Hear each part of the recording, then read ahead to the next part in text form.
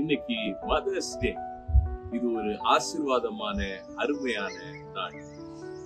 நமக்கு தேவன் கொடுத்திருக்கிற தாய்மார்களுக்காக நாம் நன்றி சொல்ல வேண்டிய ஒரு நாளாக இருக்கிறது. வேதத்துல தேவன் தாய்மார்களை நம்முடைய வல்லமையுள்ள கருவிகளாக பயன்படுத்துறார். அதுல முக்கியமா தீமோத்தேயு ஒரு பாஸ்டராக இளம் வயதிலேயே இருக்கிறார்.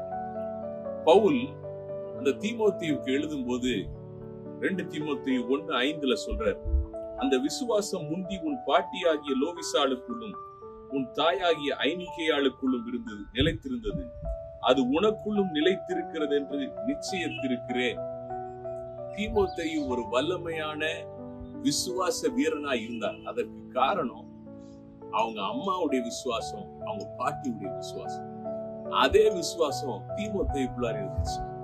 பாருங்க, விசுவாசம் உள்ள தாய்மார்களை கர்த்தர் நமக்கு கொடுத்திருக்கிறார். அது பெரிய ஆசீர்வாதம். என்னுடைய தாய் ஒரு ஜெபிக்கிற தாய், அவங்க ஒரு விசுவாச தாயா இருக்கிறாங்க. கர்த்தருக்கு ஆசீர்வாதமான பெற்றோர்களை கொடுத்திருக்கிறார்.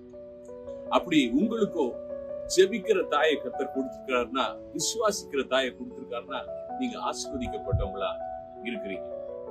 வேதத்துல மோசேயின் தாய் விசுவாசத்தோட அந்த 3 மாச குழந்தைய நைல் நதியில விடுறாங்க. பாருங்க, நைல் நதியில இருந்து கர்த்தர் மோசேய பார்வோனின் குமாரத்தின் கண்கள்ல தயவு கிடைக்க வச்சு ஒரு பெரிய லீடராக மாற்றி இஸ்ரவேல் ஜனங்களை எகிப்துல இருந்து விடுதலை பண்ணி கொண்டு வர்றார்.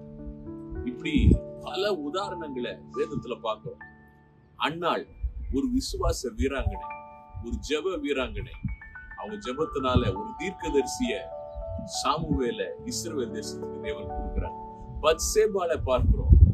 அவங்க விசுவாசத்தோட போய் தாவீது ராஜா கிட்ட கேக்குறாங்க. அவர் மரணம் அடைகிறதுக்கு முன்பாக அவங்களுக்காக தீர்க்கதரிசி வந்து சொல்றார். 2 பேரும் பேசி சாலமோனுக்கு அந்த ஆளுகை கொடுக்கப்படுகிறது.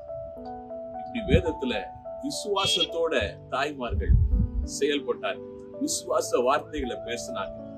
அதனால அவங்க சந்ததி ஆசீர்வதிக்கப்பட்டுச்சு. இன்னைக்கு கூட அப்படியாக தாய்மார்களை நாங்க வாழ்த்துறோம். நீங்க விசுவாசம் உள்ள தாய்மார்களா, ஜெபிக்கிற தாய்மார்களா நீங்கள் இருக்கிறீர்கள். கர்த்தர் உங்களை ஆசீர்வதிப்பார்.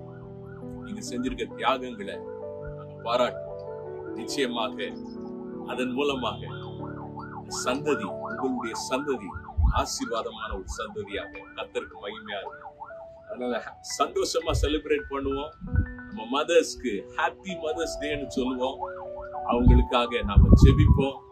நம்முடைய அன்பை அவங்களோட பகிர்ந்து கொள்வோம். கர்த்தர் நம்மை ஆசீர்வதிப்பார். மீண்டும் ஒவ்வொரு தாய்மார்களுக்கும் ஹாப்பி மதர்ஸ் டே.